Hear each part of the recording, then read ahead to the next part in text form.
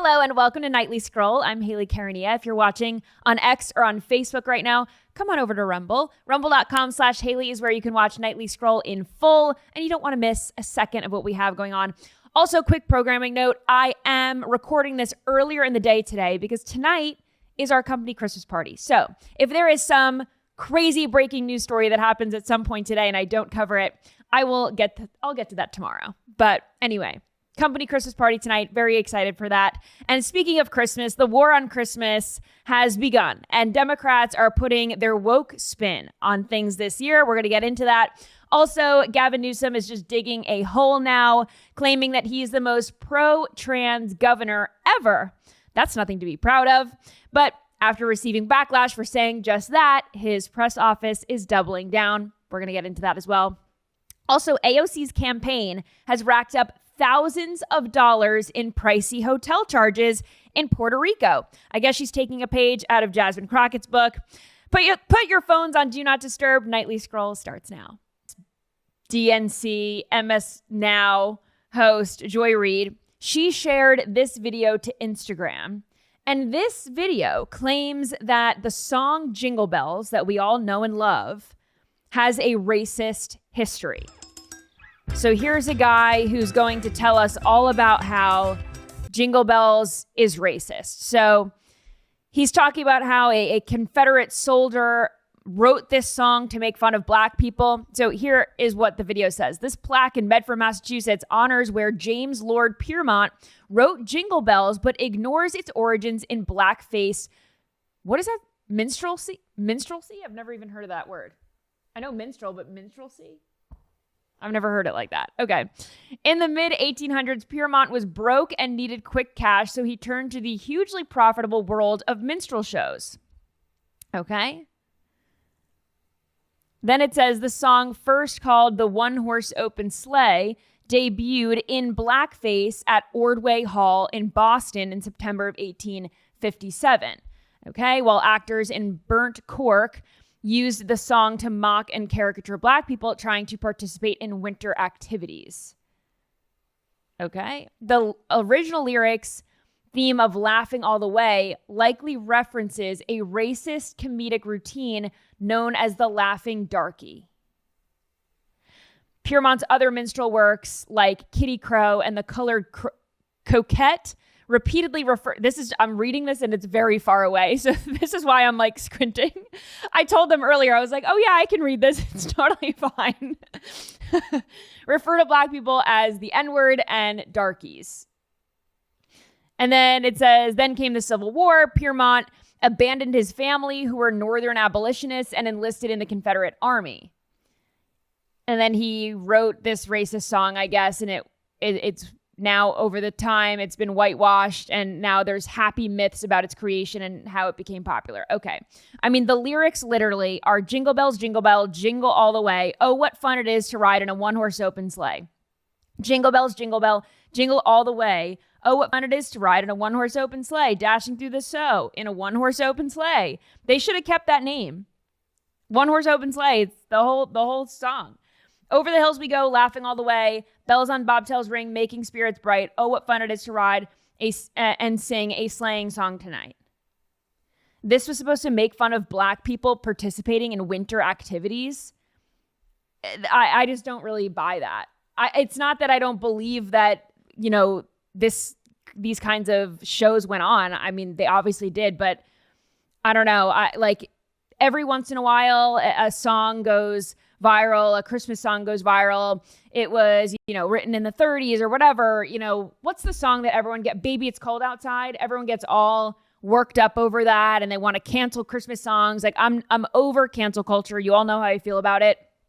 But I don't know. I don't think Jingle Bells is racist. I'm not canceling it this year. I'm still going to listen to it. It's a great Christmas song, and I don't think it has anything to do with race. I mean, it's a one-horse open sleigh riding through the snow. That's about it. So I'm not really buying it. Also, now, apparently, Jingle Bells is racist, and apparently Santa is gay and in a interracial relationship. This is according to... Justin's laughing. This is according to a book that is apparently in North Carolina schools, and this is offered to kids and kids are reading it. So yesterday, officials with Chapel Hill and Carrboro City schools, they appeared before the North Carolina House Select Committee on Oversight and Reform to testify about whether or not these schools are complying with their parental rights bill that was passed in 2023, Senate Bill 49. It's very similar to the parental rights bill in Florida that liberals love to call the Don't Say Gay bill, which essentially bars teachers from covering sensitive sexual topics with children before the 5th grade, which is beyond reasonable in my book. This means no talk about gender identity, Pride Month, pronouns, like none of that. So in this hearing, Republican State Representative Brendan Jones of North Carolina got heated, rightfully so, while exposing just what has been offered to children in North Carolina schools. Like I said, gay Santa, among other sexual things. Watch this. First, Santa's husband. This book tells the story of Santa, his husband, and their life at the North Pole. And I want to assure everyone this is the true story of Mr. and Mr. Claus. Is this approved? Is this what you're telling the children to read? Is this okay in your guidance? I'm not aware that book is. You're the superintendent. You're not aware of what's going on in your school system? You don't know what's printed? It's trash. That's what good that is. Here's a great one here. These are my eyes. This is my nose. This is my vulva. These are my toes. I'm going to read a passage for you out of it. This is for your school. Some boys have a penis, but not all boys do. So always use your manners. May I ask what I can call you? This is damn trash. Pure trash you're putting to these children. It is. And I love the fact that he's calling it trash and he's throwing it out to their faces. I absolutely love it. But Santa's husband, I mean, who writes these books? Like, you have to be so demonic. And also, you're snubbing Mrs. Claus in a way that's really disrespectful. I don't like that. Justice for Mrs. Claus. Santa is not gay. He's never been gay. They're in a very happy marriage, Santa and Mrs. Claus. I don't think there's any trouble in paradise in the North Pole. I think they're just fine. You know, when I grew up, Santa and, Mrs. Claus, they got along. They worked well together. They got all the toys together. They looked over all the elves. This is what I grew up learning. Apparently now gay Santa ditched Mrs. Claus, and now he's also in a romantic relationship with Black Santa, because obviously. And so here's what this says on Amazon. Santa's husband, an illustrated Christmas gift. Great. A witty tale about Mr. and Mr. Claus. Can you go back? I'm reading that. Thank you. At the North Pole, offering a fresh twist on Kris Kringle, a clever yet heartfelt book tells the story of a Black Santa, his white husband, and their life in the North Pole.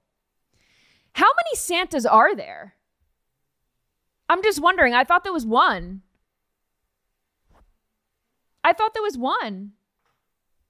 I mean, obviously, no, there's just one Santa. There's other people who dress up as Santa, but there can only be one.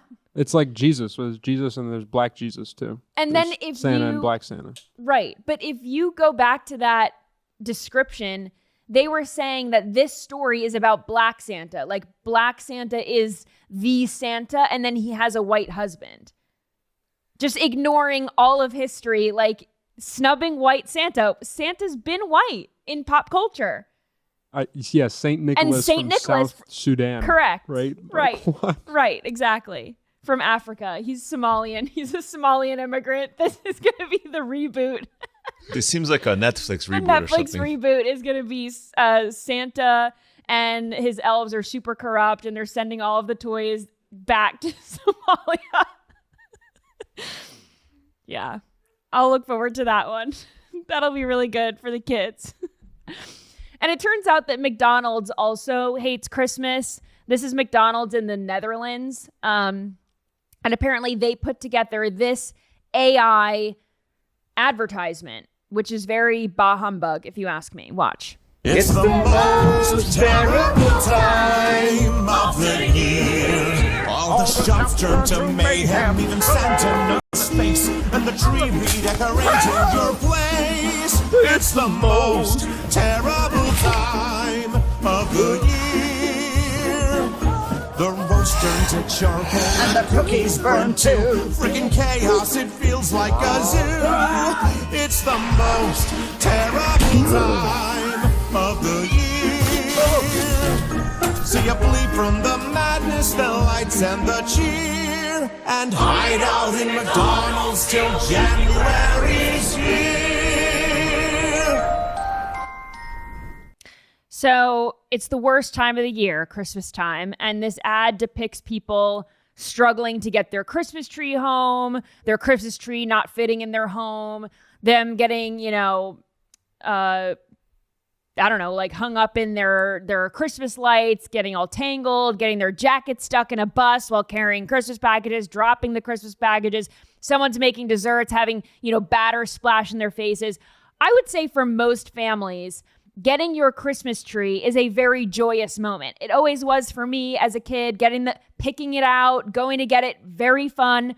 Decorating it even better, making Christmas cookies. Like, these are the memories that I love about Christmas time and my childhood. What kind of sad, sorry liberal audience are they pandering to? I don't know, but spending time with family is a blessing. And I know, not everyone, has a family. A lot of people, I get it. Sometimes the holiday season brings, people are... yes, we're not saying there's no exceptions, but right. For them to spend that much money on a think tank to make a commercial and think that it was worth the money to make Christmas into a sad, sorry time. Right. Is kind of telling. The scariest part of this whole advertisement is Christmas time is so bad, the way to fix it is eat McDonald's.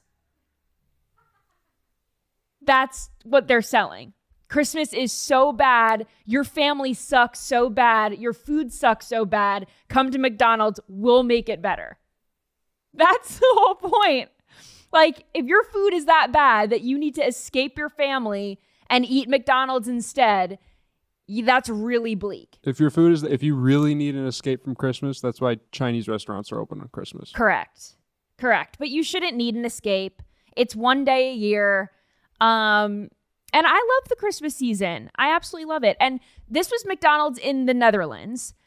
They hired an agency, like Justin was talking about, to create this video, and it's AI generated. These actors, these are not actors. This is totally AI generated. So McDonald's needed to hire an agency to make AI slop videos. How long do you think it took them to make this AI video? I mean, how long does it take to put this together? Did they have to put in an AI request for each scene? Maybe. But this 45-second video probably took them, I don't know, someone's lunch break to put together. And I have not been impressed with a marketing campaign in a long time. And I will throw this out to the chat. I will throw this out to you guys. When was the last time you saw a funny commercial that you remember? One that was iconic? Because I really can't think of one in recent years. I can think of Geico commercials from when I was growing up that are iconic that I can think about, like the caveman, the squirrels, the lizard, the gecko, whatever, gecko, not a lizard. I can think of those, like Progressive, the Doritos Flow Super Bowl woman. ad from a couple of years ago is the first one that comes to mind. I don't remember that. You remember that one? With the cardboard box and the time travel? Don't remember that. Oh, we'll play it. It went super viral.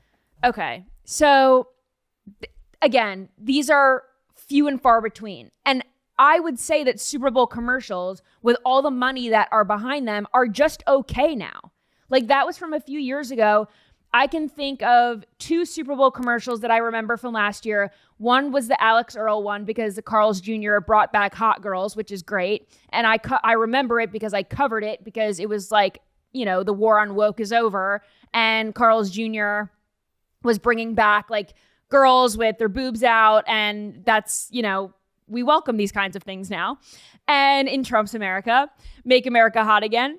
And I remember that one, and I remember the Dunkin' Donuts one only because it had like Ben Affleck and someone else in it, but I don't remember the commercial. And none of these commercials would like make me go buy these products or eat these foods or anything like that either. Like I've never had Carl's Jr. in my life. I don't like Dunkin'. Jasmine said the Sydney Sweeney ad. Oh, the jeans one. Absolutely. American Eagle. Yeah. Yeah, totally. But it's not that the ad was so crazy. It was the backlash that got everyone talking. Either way, it was wildly successful. Yeah. Totally worth American Eagle's money. I can't even believe I didn't think of that. Yeah. But they're few and far between. My point is, when you see a commercial that like really hits, that's rare these days. And I'm just thinking this McDonald's ad where they're like, you know, let's make the Christmas season out to be so bleak that people's only hope in life is to, you know, turn their frown upside down with McDonald's. And there are a bunch of executives in a room and, you know, everyone is trying to come up with ideas and they come up with this like AI video. It's just so crazy to me that these companies, these big marketing agencies, they're not even using actors and videographers or anything. Like this to me just says that they're trying to save money and they're lazy. They're just lazy. Anyway, taking a quick break to tell you about our sponsors for tonight's show. First up is Blackout Coffee. You already know I get my day started with Blackout Coffee, and I'm a big fan of theirs. And if you are like me and you need that caffeine fix fast in the morning, their coffee pods are a total game changer. These aren't your average grocery store pods. Blackout's pods are packed with fresh roasted bold coffee made right here in Florida, and they work with single-serve pod brewers. It is fast, it is easy, and actually delicious. No more bitter, stale junk. You just pop one in. Boom, you have a strong, smooth cup of coffee in just seconds. So if you're racing out the door, juggling kids, jumping into back-to-back calls, this is your new morning lifesaver. And the best part is they ship nationwide. So no matter where you live, you can have Florida fresh coffee at your door in days. Head to blackoutcoffee.com/scroll or use code SCROLL at checkout for 20% off your first order. Also want to tell you about Beam. Christmas used to mean something simple. Family gathered around the table, real conversation, hard work rewarded with a little time to breathe. But these days, everyone is just looking for an easy way out. Not our friends at Beam. Beam is a company proudly founded in America and run by people who share our values: hard work, integrity, and delivering results. That's why I want to tell you about Beam's Dream Powder. It is a healthy nighttime blend packed with science-backed ingredients shown to improve sleep so you can wake up refreshed and ready to take on the day. Dream is made with a powerful blend of all-natural ingredients: reishi, magnesium, L-theanine, apigenin, and melatonin. So if you are waiting for the right time to try Dream, this is it. Go to shopbeam.com/scroll, use code SCROLL, and take advantage of my exclusive offer for up to 40% off Beam's Dream Powder. With my discount code SCROLL, you can get their best-selling Dream Powder for just $39. Go to shopbeam.com/scroll today. All right. AOC took a page out of Jasmine Crockett's book. They are swiping those credit cards, and it's the campaign's credit card. So we're going to get into this. This was reported by Fox. I saw this earlier, and apparently AOC's campaign spent nearly $50,000 on a Puerto Rico trip, or multiple trips, because this was between June and September. And this is luxury hotels, pricey meals, and a Bad Bunny venue rental. Speaking of Super Bowl, he's going to be our Super Bowl performer this year. Again, people were all up in arms because most of his songs, if not all of his songs, are not in English. And AOC, of course, goes to a concert. She had box seats. Apparently, they spent $23,000 on that venue rental. And again, this is a campaign price. Like, this is a campaign purchase. This isn't her personally. What would you need that for? Anyway, this is all because of a campaign finance report from the third quarter. Just in the third quarter, campaign Congress spending for members of Congress on their campaigns, July 1st to September 30th. AOC's campaign spent $15,000 at 2 different luxury hotels in San Juan. Then they spent $10,500 on meals and catering services. How many staffers were at the Bad Bunny concert? You already spent, $15,000 on lodging. That's a lot. I don't know how long they were there or how many people on the campaign were at this Bad Bunny concert. but that's a lot of money. And then 10,000, and then what kind of hotel rooms are you staying in? Anytime, like I've worked at multiple companies, I'm not put up in like, the best of the best of the best.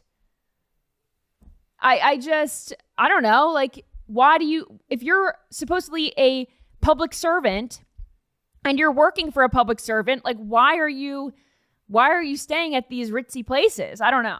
Just odd. And then almost $11,000 on meals. This is crazy. So then it says, in total, AOC's Q3 filings show she spent $15,489.77 on lodging alone in Puerto Rico. She serves Queens, New York, in New York City. What are you doing, or what is your campaign doing, spending $50,000 in total in Puerto Rico? So that she can get box seats at a Bad Bunny concert? Is that going to get people in New York to keep voting for her? How is that helping her campaign? And again, you're allowed to go on vacation, right? I mean, everyone, I think, even public servants are allowed to go on vacation with your family or whatever. But this isn't a vacation. These are business expenses. And I think in a perfect world, we would have term limits. 4 years, 8 years, max. And lawmakers should stay put for that time. I'm not saying you can't go on vacation with your family, but stay in DC, go to your district, go on a vacation, but using campaign funds to go gallivant all over the country is odd to me. And Jasmine Crockett has been doing the same thing. She was spending money on like Vegas hotel rooms and stuff like that. It's just crazy to me. Go to work. Is it okay if you put your campaign funds on black? What does that mean? You roll up to the roulette table and you put some money on black, try and double it. Is that allowed? Oh, in Vegas. No, I would say no. No? I'm not about it. Nope. I would not want that. Jasmine Crockett can't walk up to the roulette table and no. throw her donations on black? Her campaign donations? It's crazy. It's so crazy. Bad Bunny. I don't know what's worse. Gambling or a Bad Bunny concert? Gambling's worse. Way worse. Anyway, also, these are just bad decisions by Democrats. This is the theme here. But Gavin Newsom, he is proud of being the most pro-trans, as he claims, governor. Listen to this. So we didn't get into trans sports.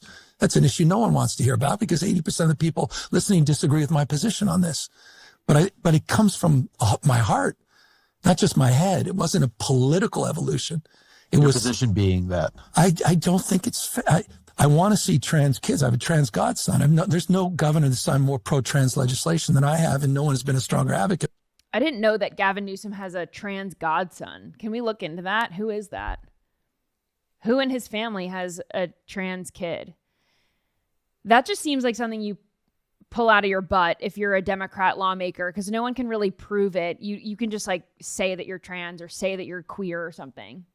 Didn't he on Charlie Kirk, when Charlie Kirk Yes. came, say the complete opposite? Well, no. Charlie Kirk got him to say that it's unfair that trans women compete against women in sports. Then here he is. Again, Andy and I talked about this on the show last night. Gavin Newsom, he needs to pander to the far left if he runs for president. He also needs to pander to the right and independents. He's screwed. Especially on an issue like this. To just say all of the things and hope you don't get caught. That's what he's doing. That's what he's doing. He's hoping that like the progressives hear him on the New York Times saying that he's the most pro governor ever, and then he's hoping that those people will never listen to the Charlie Kirk's podcast and they'll never know that he said that. And then he goes over and right wingers are hearing him say this. It's like it's just a total mess. They're just losers. But anyway, he's getting a lot of flack for this, obviously, because being the most pro-trans governor ever is not a flex. This is embarrassing, like really, really embarrassing. And it hurts kids is what it's doing. There's no such thing as trans kids. There are just mentally ill adults that push this ideology on children. And it's sick. It's a form of abuse. But anyway, he's getting hate for this, and Gavin Newsom's press office on X doubled down on this. Look at this. So the GOP, that account posted a photo of Gavin Newsom's face, and it's pretty ominous. It's the black and the white, and it just has the quote, "I want to see trans kids." And they attribute that to Gavin Newsom in the clip that we just played. And his press office just, quote, tweeted it and said, RT, retweet. So they are totally shamelessly pro-trans kids. Pro-trans kids is a really gross stance to take. It's really gross and it's abusive. There is no such thing as a trans kid. Kids do not wake up and say, I think that I feel like a boy when I'm really a girl, or I don't want to be a boy anymore. I want to be a girl. I mean, you don't have those feelings as a child. And if you do, it's something that you get help for, or you don't affirm it. You say, well, why do you feel that way? I've played videos on this show of a mom saying, you know, her kid comes to her and says, I want to be a boy. And the woman asks her kid, you know, why? Why do you feel that way? And she said, oh, well, someone at school told me. Okay, well, now the truth comes out. These kids are not actually trans. Like, someone is telling them these things, obviously. Like, we know this. But people on the left, they just eat this stuff up. It's really gross. Then also on the topic of Gavin Newsom, just to fill you guys in, and I've played this video on the show earlier this week, but the White House put out a video of the song Cuffing Season by SZA, which was all part of an SNL skit. It's not even like a real song. It's like a joke song. But that song has gone viral on social media, and the White House used that song and put it to a video of them handcuffing illegal immigrants, which is very funny, and it went viral. And then Gavin Newsom put his own spin on that video, and they said it's cuffing season, but they have a different idea of who they want to arrest. Watch this. So here's Donald Trump, Pete Hegseth, and Steve Miller, AI, in the back of a cop car, and they're handcuffed. And here they are, handcuffed, hands behind their backs, walking away at a courthouse. So this is Gavin Newsom's idea of cuffing season, where he wants Donald J. Trump, the president of the United States, to go to jail. Pete Hegseth, our Secretary of War, go to jail. Stephen Miller, who's the architect of all of this immigration policy, Gavin Newsom wants to see them in jail. And for what crimes? For what crimes? I mean, and this just goes to show what the Democrats, they want to put their political enemies in jail. They do. We already saw this during Trump's first term. They impeached him twice. They wanted to send him to jail. They got the mugshot, you know, all the felony convictions and all this stuff. They tried to get him so bad. This is like the Democrats' wet dream, to see President Trump in the back of a cop car, and it'll never happen. So they have to post AI slop on Twitter to get their fix. That's really what this is. But Marco Rubio, he is kicking woke to the curb, and he's making some changes at the State Department in the font department. So basically, Times New Roman has been the default font of the State Department for decades now. And then in 2023, under the Biden administration, when they were just, the only thing that they were concerned with was DEI, then Secretary of State Antony Blinken ordered the State Department to switch from Times New Roman to Calibri, a different font. So we're moving from a serif font to a sans serif font, and now with the Trump administration, we are going back to a reality. And the New York Times reported on this. They were the first ones to get this. And it said this: the change was meant to improve accessibility for readers with disabilities, such as low vision and dyslexia, and people who use assistive technologies, such as screen readers. I mean, you've got to be kidding me. The State Department using Calibri font was supposed to help people with low vision? Like, what? None of this makes sense to me. And if you have dyslexia, you have a hard time reading regardless. So, like, I don't know. Does changing the font really help? Probably not. And who is this for? Is this so that the American people can read stuff that the State Department puts out? Or is this for people at the State Department? I don't know. I think it's for some useless employee who wants to do something and justify their position. I guess. Times New Roman is not hard to read. It's like one of the most standard fonts there is. And I posted this on X yesterday, but I think that if the Trump administration really wants to make some changes in the font department, they should make using Comic Sans MS punishable by death, because that is the worst font I've ever seen in my life. It's horrible. There was a restaurant in my college town, and the menu is in Comic Sans, and it's a great restaurant, like great Italian restaurant. And for whatever reason, I could not get behind the fact that their menu had Comic Sans. It was just like, your restaurant looks like a joke now. It's like a kiddie font. I hate it. I hate it. Ban it. Ban it. Abolish it. Get rid of it. I hate Comic Sans and I hate Papyrus. Those are the fonts that I hate. And I say... Opinions on Curls MT? Oh, I don't like Curls MT. I don't like Curls MT and I don't like Wingdings. Nah, don't hate on Wingdings. I love some Wingdings. The State Department should make Wingdings their new font. Yes. That's inclusive because retard absolutely friendly. Nobody can read it. It's retard friendly. Now nobody can read.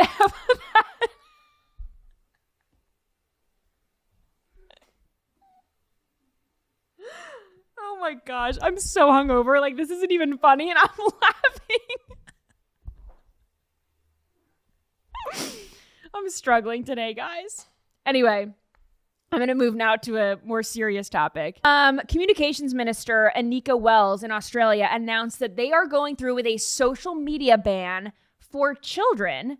Listen to this. In 1 week, Australia will become the first country in the world to ban under 16s from having social media accounts. With one law, we can protect Generation Alpha from being sucked into purgatory by predatory algorithms described by the man who created the feature as behavioural cocaine. Teenage addiction was not a bug, it was a design feature. And on 10 December, there are going to be withdrawal symptoms. Teenagers will be upset. Some will fight to get back on, some will manage to find their way around the tech and keep their accounts. But I truly believe the short-term discomfort will be worth the long-term benefits. Every single parent who has talked to me about this since I've been the Minister for Communications has said, thank you, do not back down, and thank you for being the bad guy. Thank you for allowing me not to be the bad guy. Thank you for allowing me to say, this is against the law. The government has made this law. So I asked them to draw strength. They asked them to ask their child to write to me, if that would be of any assistance. I do video messages to transmit this message, whatever it takes. But I do not for a second think that this isn't worth doing. I love how she's like, the government is the bad guy. Yes, they are. And parents are thanking the government for being the bad guy. It's just funny. But part of this social media ban is impacting 10 major social media platforms: TikTok, Instagram, Snapchat, Reddit, Facebook. They have all complied, saying that anyone in Australia who uses these platforms has to be 16 or older. And if you are 16 and under, you can't set up new accounts. This law, the government would require all of these social media platforms to remove accounts that were held previously by kids under 16, and it would prevent people from signing up. And if these platforms are caught with younger kids on them, they will face fines to up to $49.5 million if they do not comply. That's a lot of moolah for these companies to have to cough up for every kid under 16 that is caught on these platforms. Now, it's supposed to encourage kids to actually get to talk to each other, get outside, be social, not digitally social, but literally social in the regular sense of the word that we all grew up with. And I can get behind that. That is a nice sentiment. But unfortunately, the cat is already out of the bag. I mean, if I grew up on social media, kids now are certainly growing up on social media, and they're not stopping. These kids are way more digitally minded and social media savvy than the people in the government trying to shut this down. And, you know, Anika Wells projected that kids are going to bypass this ban, and they've already started to do that. If there's a will, there is a way. And like I said, these kids are smarter than these platforms anyway. So kids are using dog photos, VPNs, and fake IDs. How Australian teens are beating the social media ban. And this is literally the day that the ban went into effect. So they knew that the ban was coming. They've already figured out ways to get around it. So they're doing that by using their parents' accounts. So their parents already had social media accounts. Kids are just going to log on and use their parents' accounts, or they have their parents start new accounts for them. So the parent can just start a second account, say that it's their second account, and then the kids can use them. Okay, so that's one easy way to bypass this. Then other kids are using their parents or older siblings' faces for facial recognition. So if they are setting up an account and then they say, hey, big sister who's 18, let me use your face to be able to log in for this, that's one way to get around it. Then a lot of these kids are starting new accounts with fake birthdays, because I guess when you sign up for a social media platform, it just asks you what your birthday is. It doesn't ask for proof. So kids are just doing that. They are using VPNs to bypass the ban, saying that they're in another country. I got a VPN, ExpressVPN to be exact, promo code scroll. And I did that because I thought when the TikTok ban was going to go into effect, I would just say that I was in Canada or wherever, wasn't going to ban TikTok. Didn't end up having to do that. But again, this is what kids in Australia are doing. Some girls are just using filters to age their faces, or they're putting makeup on to look older for those facial recognition. They're buying adult looking mesh face masks on Temu.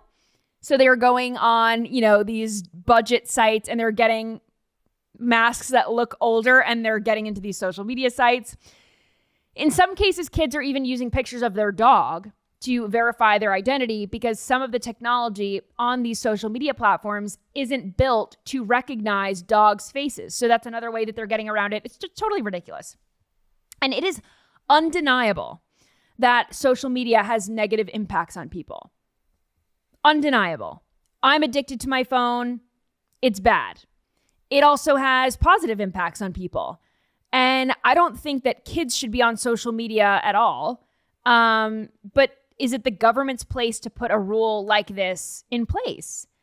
We say this all the time in our country, that we don't want the government parenting our kids. That is the job of parents alone, not woke teachers, not the government. And clearly, parents and kids are fooling the government anyway, and they're still making the decisions for their family. So this is useless. It's just useless. This next one, though, with the rise of AI, it's just a little scary. I don't like the AI videos. I don't like sometimes they're funny, but, Gavin Newsom putting the AI video of Trump in handcuffs. It's like, all right, now we have, it's getting to a point, right? And then they're getting so good now. Like AI videos are getting so good. I saw this, I was going to play it on the show and then I forgot. But there was this video of Will Smith eating spaghetti that was, it was put together it was AI. And they did it in 2023. And it was really bad. Like he looked crazy. There was all these issues with the video. Like you could tell that it was fake.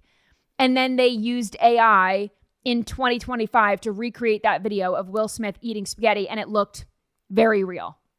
So it's getting a little scary. And I think in the world of news and media and new media, yeah, this is it. So here's the original Will Smith video, 2023. This is what an AI video was. You would just say, I want to see Will Smith eating spaghetti, and it looks like claymation or something. And now in 2025, it's much more detailed. I mean, it's not perfect. You could still tell that like something is wrong with it, but it's way better than this. He looks like Sid the Sloth from Ice Age in this video. So I don't know. But the CEO of OpenAI, Sam Altman, he went on the Tonight Show with Jimmy Fallon, and he said that he uses ChatGPT, he uses AI, and he uses it to raise his kids. Watch. And do you use ChatGPT when raising your baby? I do. I mean, I feel kind of bad about it because we have this like genius level at everything, intelligence, sitting there like waiting to unravel the mysteries of humanity. And I'm like, why does my kid stop dropping his pizza on the floor and laughing? Like, Yeah. You know? And so I feel like I'm not asking a good enough question, but it is, I cannot imagine having gone through the, like figuring out how to raise a newborn without ChatGPT. Clearly people did it for a long time, no problem. Yes. But Yeah. so I know it, like it's Yep, people did do that because we have natural instincts, and you can also ask your parents. But this is like, it kind of reminds me of Google and how, you know, people used to get from point A to point B before getting the address online, or they were using maps. They weren't using their phones, right? And I did a study in college, or I did a paper on a study in college called the Google effect. And it is really scary how used to technology our brain gets. And basically the Google effect says that because we know that Google is there, our brains don't remember anything anymore. Your brains will remember some things, but your brain will remember them more if you Google them multiple times. And you almost know, your brain knows not to memorize these things because it doesn't have to. It's like wasted brain capacity and wasted brain space because you know that you could always just go to Google and Google will always be there and then the answer is there. So you don't need to like waste brain space memorizing these things, which is scary to think about because that was Google that's been around for decades. To think of how reliant we've gotten on Google, because I'm thinking, well, if I don't know the answer to something, I'll just Google it. How is that any different from people using AI instead of Google? They're using ChatGPT instead of Google. It's like an alternative, right? So a newer, even smarter, probably alternative. So, you know, when he was using that example, I'm raising my kid and I couldn't imagine raising him without ChatGPT. It's kind of like saying I couldn't imagine raising my kid without Googling stuff whenever I have a question. And that's kind of normal. Like if you put it into that perspective, like it's really not that crazy. Although he said in that video that he was questioning why his kid dropped his pizza. Unnecessary question. I mean, it does. It sounds infinitely more dangerous for the parents than it does the kids. Like the kids are still getting an answer in the short term, at least, right? But the parents are now losing this natural, instinctive. But then the kids are parent. never going to live in a world that doesn't have AI. No, for sure. And the long term is definitely more detrimental to kids. But in the short term, in these early years, like learning how to parent is a very valuable skill as well. Right.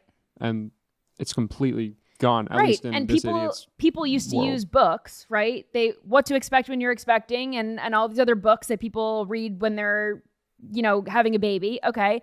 Now people are just Googling questions that they have. Well, you can't find in the difference? parenting book, why did my kid throw a pizza at the wall? Right. Right. I You're don't not going even to know get why. a dissertation on why your kid dropped a pizza like you would from AI.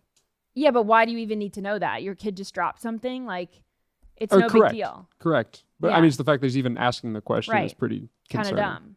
But so I'm going to get a little conspiratorial here because I'm thinking of how reliant people are on AI, and it is very scary. And because I just talked about the Google effect where like our brains have actually changed and adapted to having access to the internet, how are our brains and bodies going to adjust to having AI? And AI, we just saw in that video, from 2023 to 2025 has gotten so much more advanced.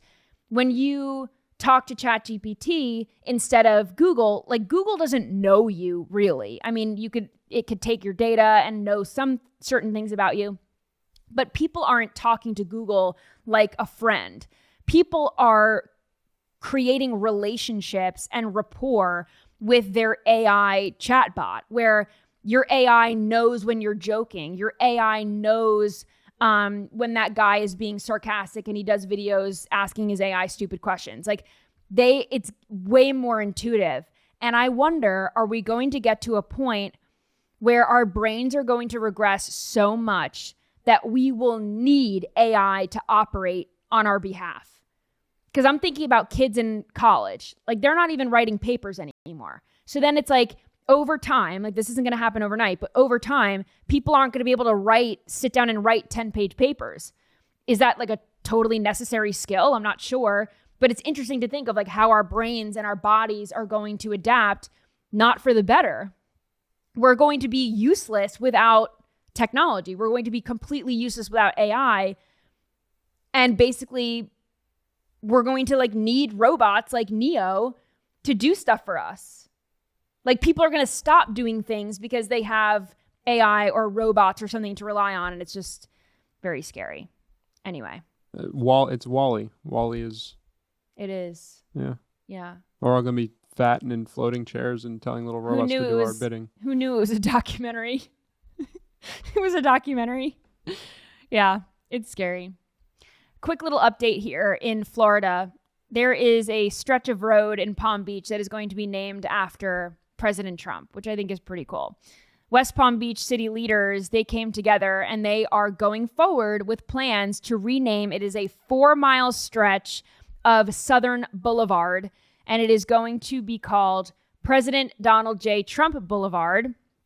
And it's very fitting because this is from Palm Beach International Airport all the way to Mar-a-Lago, the Winter White House. So all the way to his residence, President Donald J. Trump Boulevard. I love it. Very fitting. I love it. All right, let's get into some scrolling time. He's living in Hawaii. And I thought that Hawaii was super woke, but apparently not. This guy walks around his neighborhood with a Trump shirt on, and this is the response that he's been getting. Watch. Morning. Good morning. Good morning. Morning. Morning. Seems to be pretty cordial. Morning. Man, good morning. So, no golf today. Just a driving range. No response. Oh, how many miles you doing this morning? Over 8 miles. Yeah, good for you, man. That's awesome. Hey, what's up, brother? Good to see you, man. Morning. Hey, thank you. Dang. I thought that all Trump supporters were evil Nazi bigots, but apparently this guy can wear his Trump hat and his Trump shirt and walk all around town, and he's the mayor. He's the mayor. So I love to see it. There are some other videos of people who walk around in Trump hats, and maybe they're in, I don't know, less conservative areas and they're not treated with such respect. But I thought that was pretty cool. This next one is a video of someone in a self-driving car. She's joking. This is a Tesla. She's joking that she had a tough, long shift, and thankfully she has the self-driving option to drive herself home. Watch. Thank God for my self-driving Tesla, because how the F was I going to drive home after that night shift? And you could see her in the front seat, and she's seemingly passed out. I don't have a Tesla. Do you guys have, you don't have Teslas anymore? I don't have a Tesla, but my car has lane assist and adaptive cruise. Okay. And my eyes have definitely shut for longer than they should have on the highway. Wow. Don't admit that. I didn't admit that. No, I'm just kidding. People, I mean, this happens to people, obviously. And I'm not saying minutes. Like, this is like 3 seconds and right. I wake up and come to. But, right. Yeah. Yeah, I have lane assist, which I like. I don't think I have that other thing. What did you say? The adaptive cruise, where just the cruise Yeah, control doesn't run that. into the car in front of you? Sure you do. I don't think so. If you have lane assist, you have adaptive cruise. Really? For sure. I don't know. There's a lot of buttons in my car that I don't know what they do. So, Yeah, like the wiper fluid. Yeah, wiper fluid. I needed my oil change. I was like, this is too much. But someone in the comment section of this TikTok video said that people who do not own Teslas, here's a fact for you. After 4 strikes, your eyes not being on the road, phone in your hand, sleeping, something like that, An automatic emergency light and stop will happen, and you are no longer able to use this self-driving feature for the rest of the day. So 4 strikes, you're out. So basically, if you close your eyes, I wonder for how long. But also, if you're in a self-driving mode in your car, you should be able to like close your eyes or look off the road or text or something. Then if you have to be like attentive, then you might as well just drive. Like, what is the purpose of self-driving if you have to be paying attention and alert on the road? Yeah, I mean, I don't know what the price is. There's a subscription for that full self-driving, but whatever it is, it's not worth it if I still have to drive. Right. Then just drive. Like what, like your foot's tired? I don't get it. Like what, like, I don't know. Like how does it really help you if you still have to be, you can't be texting, you can't be sleeping, and your eyes have to be on the road. You just like sit. You don't have to put your hands up. Like, I don't know. I don't get it. It's just dumb. Again, I'm not for self-driving. I think that's crazy. I would never get into a Waymo or any self-driving car. Not doing it. Ask me in 30 years and I'll probably have a self-driving car or something. But as of right now, I'm not for it. All right. Art Basel took place in Miami, big art festival. And this artist created Jesus Christ out of wine corks and also wine openers. Very cool. Look at this. I've been saving corks for like the last 10 years, so I have like giant bags of corks. And so the crown on Jesus' head I didn't know is made out of the corkscrews. Like, I love what you did. It's very, very cool. And I love that you put the openers too as like the thorns. And the corks are just different colors. Maybe she burned some of the corks. Burn or paint, definitely. Yeah, burn or paint. And made Jesus' face out of that. So that's very cool. I saw some other ones, some really interesting, because I don't know. I associate Art Basel with the banana that was taped on the wall. Like just stupid art installations that are not thoughtful and don't require any talent. But then I saw some very cool ones like this one, and I just thought I would share. All right, let's get into blind reactions. Guy, I got here and I had these on my table, my desk here. 3, 2, 1. And I said, what is this? And Guy said, well, they're for blind reactions. And I said, do I have to read them now or do I read them on the show? And he said, read them on the show. Oh, so do I do 1, 2, or 3 first? 1. Duh. I didn't know if it were like 3, 2, 1 blast off or what. We'll start with 1.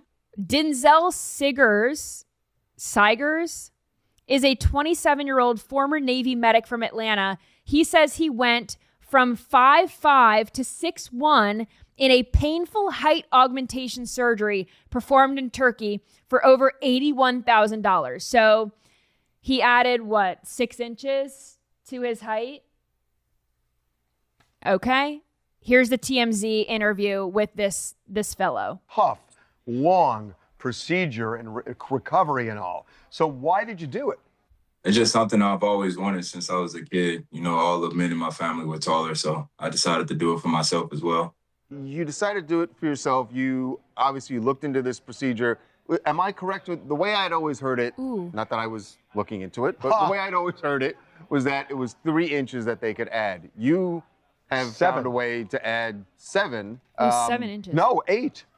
8? He was 5'5", and now you're right. It's 8 inches. How did you do that? The 3 inches comes from the upper legs. Over in Turkey, which is why I did it in Turkey, they do upper and lower because lower is highly recommended against. They break the bone and they put a rod in between the bone, and you stretch the rod, which stretches the bone out over a period of time, which takes about 3 months per surgery. So the first one I did was 3 months. The second one I did was 3 months. Everything stretches together, which accounts for the loss of mobility and all these different things because your muscles are stretched past their normal limits. So you just regain muscle. You're 6'1" now. Are there any limitations, side effects to any of this that are still kind of dogging you? No, I haven't had any issues. I'm fully recovered. Whoa. This is a crazy thing to do. Listen, girls have boob jobs and whatever else. People go to Turkey for a hair transplants. I am totally cool with people getting something if they really hate something about themselves. Like if they're really, really, they hate something, they hate their nose. Like, okay, go fix it, But adding 8 inches to your height and his bones have to grow now around this rod, and he's got to grow his this is Frankenstein. Here's the fun part: it wasn't 8 inches, but I did this. No, you didn't. Yeah, I did, but it wasn't cosmetic. I broke my leg when I was a kid. There's the short story, and the leg grew too long, so I had uneven legs, and so I lengthened the other one. Interesting. And did it really hurt? In and out, it's always a surgery. It's not a non-invasive surgery. So, but it's the same process. They stick a rod down the middle of the leg, attach to the top and bottom, break the bone in the middle, and then 3 times a day you stick a big magnet that turns a screw in the rod and pushes the 2 halves of the bone apart, and they slowly grow together. And did the process hurt? Like the after actual the lengthening? surgery? Yes. No. And there's like some weakness, and it's not painful, but the actual lengthening part is not. I was expecting you to be like, I went to Turkey. No. There's actually experts in Palm Beach. There's a specialist in Palm Beach. Wow, he didn't even have to go to Turkey. But this guy spent $81,000. That's ridiculous. And 8 inches is unreal. That's unreal. Yeah, that's crazy. Yeah. Wow, technology. That's something. That is something. All right, let's do number 2.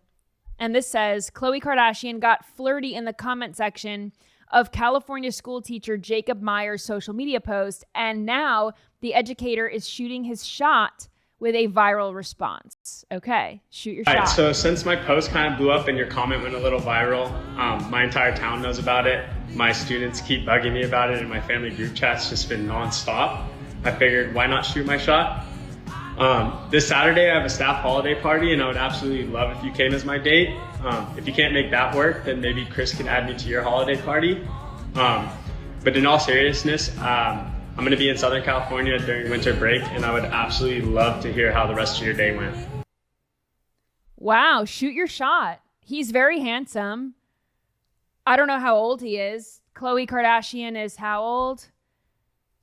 Khloe Kardashian. She is 41 years old. She's divorced. She's been single for a while. I love it. I think I like Khloe Kardashian. Out of all the Kardashians, she's very funny. And I always thought that she was kind of a breath of fresh air on the show. She's got a good personality. And I want her to be happy and find love. So maybe it's this school teacher. She doesn't need money. Okay, so this is on the left is Lamar Odom, her first husband. And then was she married to Tristan Thompson? I don't believe so. I think they had a baby, true. Khloe Kardashian, but he was cheating on her. Lamar Odom was also cheating on her and doing drugs and stuff. So she hasn't really had the best luck. I think this school teacher she seems to have a type, though. She does have a type, but this guy is handsome, and I think she obviously doesn't need money. So I think this would be a good option for her. Break the spell, I think it would be good. I think it'd be good for her. Okay, last blind reaction here.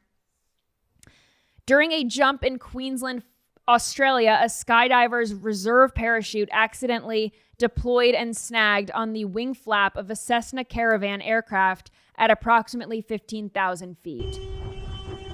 This sounds like a nightmare.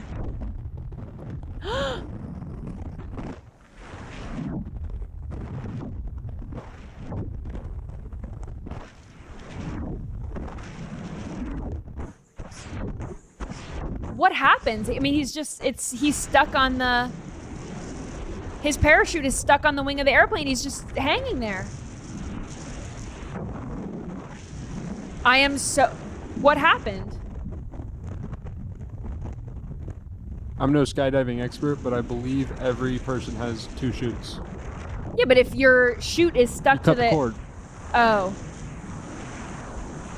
Or cut or the quick release animal, whatever it is. That is horrifying. I would never in a bajillion years go skydiving. I have not one adrenaline junkie bone in my body. There is nothing, like, I want my feet firmly planted on the ground. I've been snorkeling once. I would never go scuba diving. Like, there's a limit to this. I'm not boring, but I want my feet firmly planted on the ground when I do fun things. I went parasailing once. It was fine. Indoor skydiving? Oh, in those like weird tubes and you like fly around. That would be embarrassing. So no, I wouldn't want to do that. No. All right. I had some questions in here that I'm going to answer quickly and then we'll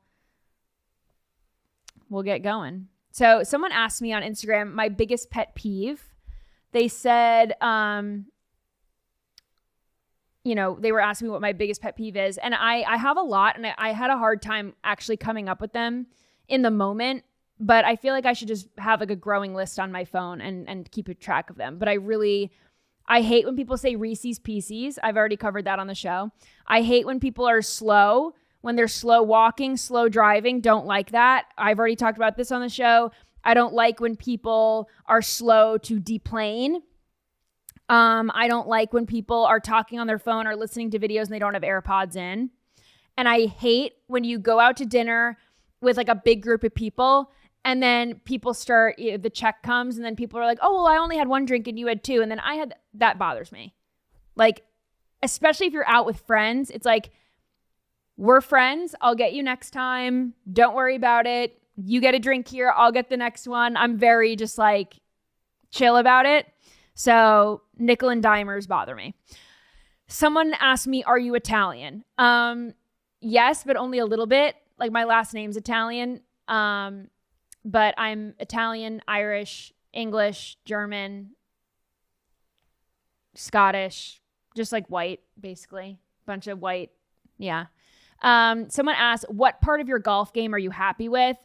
My driver is great. I can hit a great tee ball and then things start going south for me. So, I'm happy with the drive, but I haven't played in a while and it gets very expensive in Florida to play now because all the snowbirds come down and, all the prices get hiked up. So I probably won't play golf for a little bit, but oh well. Maybe I'll just go to the range and try to get better.